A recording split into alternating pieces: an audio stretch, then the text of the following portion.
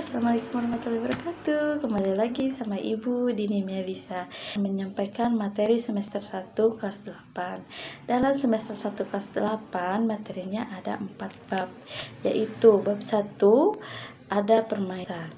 Dalam permainan bola besar ada bola basket, bola voli, dan sepak bola. Nah, dalam permainan bola besar nanti akan memahami konsep variasi gerak spesifik dalam berbagai permainan bola besar. Dan bab 2 ada permainan bola kecil. Dalam permainan bola kecil ada bola kasti, tenis meja, dan bulu tangkis. Dan ada 3 ada atletik, dan bab 4 ada bela pencaksilat. Nah, dalam penugasannya ada dari buku paket atau lembar kerja siswa yaitu LKS dan tugas kelompok.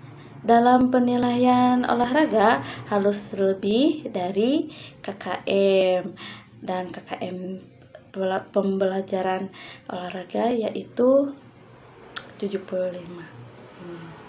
Harus semangat ya ngerjain tugasnya.